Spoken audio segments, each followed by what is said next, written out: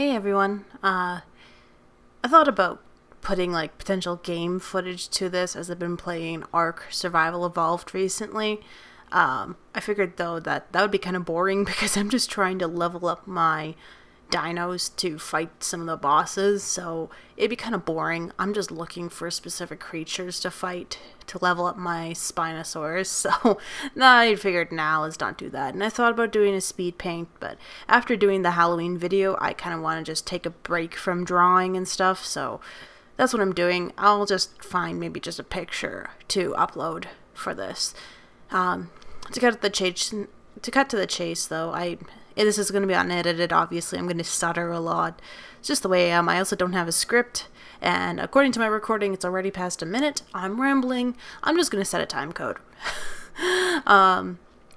Anyways, so we've had some developments in our house. Now, the funny thing, of course, is that I've been using developments recently in my community tab to suggest romantic relationships with my siblings. No, this is a different development to those who may be wondering. No, this is different. What's going on is, well, we got another diagnosis in the family. It's not me, and it's not Robin.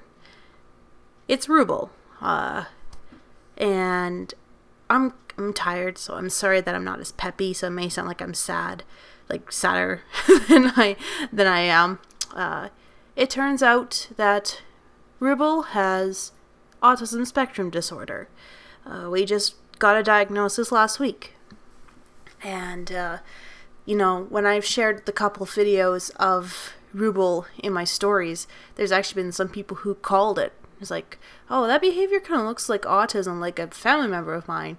And I don't think I responded to them. I don't know if I can, but I definitely, paid attention to that. Because, yeah, that could look like autism.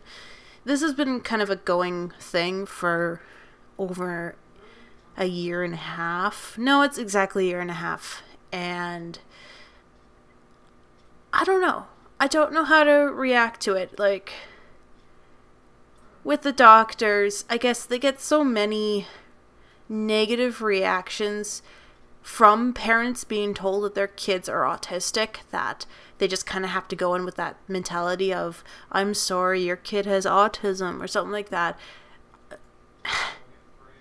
Honestly, I think Robin and I just feel kind of more relieved than anything else. Like, in a way, what I mean is,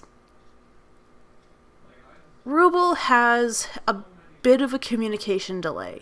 He's learning words, he's saying his words, but he's not using them to communicate. He would rather either do the thing he wants to do, or he will gesture. He'll gesture by, say, bringing an empty cup to gesture that he wants water.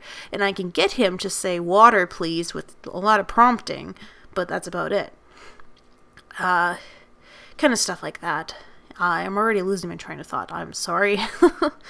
But I think we're relieved because at least we know that it's not our parenting that caused his speech to be, not his speech, his communication to be delayed.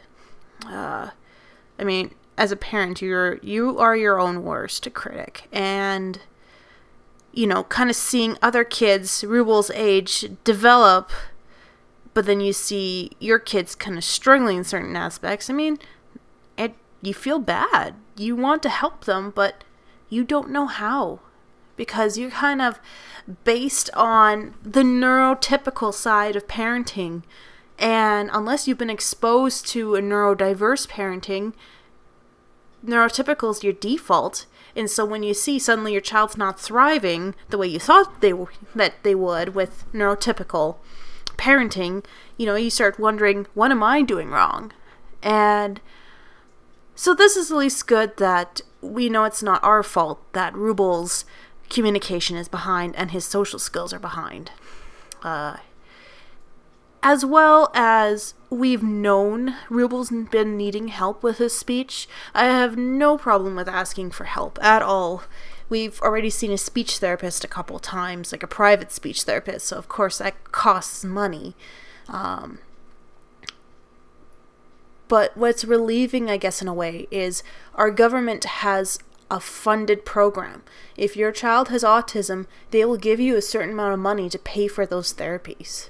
So we're just glad that we won't have to worry about that money coming out of our own pockets, that we can still budget properly without Ruble's therapies getting in the way of our budget. So that's really good for us. And some people may say, like, how are you taking it? And it's like, I'm just glad he can get help. I'm sure that I'm going to have a grieving period soon. As I come to accept it, I might grieve the hopes and dreams that I had for him. I don't fear that his future is going to be severely impacted. I think what makes me sad is that he's going to have struggles that many neurotypical kids will not understand. And he will struggle with relationships. He'll struggle with communicating. He's going to struggle with being, social. He's going to struggle with things that you've never really had to think about. So I'm sure I'm going to have that moment where I'm going to cry. But I accept that this is the way he is. And he's not going to be loved any less, that's for sure. I will definitely be making sure that he gets the care that he needs. And I guess for people who are wondering, we just got the report. Well, not the report. We haven't gotten the exact report yet. We'll be getting that in about a week or two, we think. But we suspect, because the doctors didn't want to say it at the time when we were doing our video assessment, but we suspect he is on the higher functioning. I don't know. I've heard high functioning is not always the best word to say, so if there's an alternate word I can use, please let me know. We suspect, though, that he's going to be on the higher functioning side of things, just by his comprehension, his ability to do tasks still, and even though he doesn't communicate using words, he's still figuring out his own ways of communicating. So I still see a bright future ahead of him. Will it be a different future? Oh, totally. It'll be different. But what's important is that he learns how his developmental condition would affect him, but to grow past it. Not let his autism define who he is in a negative light, but use it to benefit him. I don't even know. Just to use his strengths to succeed in life. Because I could see him being independent. I mean, that could just be my motherly instincts being supporting my kid. Like, yeah, you can do it. I can see him succeeding.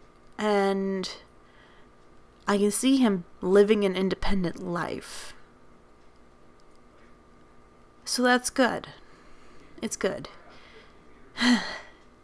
It's still probably a lot to take in, as now we go full board into therapies, and once we find out when we get accepted by the government for the funding, we'll be able to know how often we could put him in therapies. He's not even 3 yet, so there's still some things he can't be involved in just because of his age, but we will still pursue the appropriate resources that he would need. And we just want him to learn how to use his condition to strengthen him and not let it tear him down. We know he's a very bright boy. You can ask him which Thomas characters are which, and he'll get it right almost all the time. We've gotten to like season 8 of Thomas. We watched the old seasons, and he knows almost every single one of those Thomas characters. He identifies each character's musical theme. He knows. He's very bright. You can see his mind working. And that's the benefit of it. He's obviously not intellectually delayed. He is going to be a bright boy. And I look forward to seeing his interests. I mean, he's already interested in trains and Thomas. He's enjoying shows like Thomas. He's also been enjoying My Neighbor Totoro. Oh, he loves My Neighbor Totoro. He's also just recently been showing interests in Mickey Mouse Clubhouse. So, it's interesting seeing how those interests will shape his personality as he grows. And how we can educate our family members, how they can bond with him and how he can bond with them on a level both of them can understand. Yeah. I'm still rambling, so I apologize for that. But, I just wanted to let you guys know about Ruble's situation. And that's not gonna let us down. We're going to rise from this, and he's going to be the best individual that he can be and that we can help him to be. So, yeah. So take care, everyone.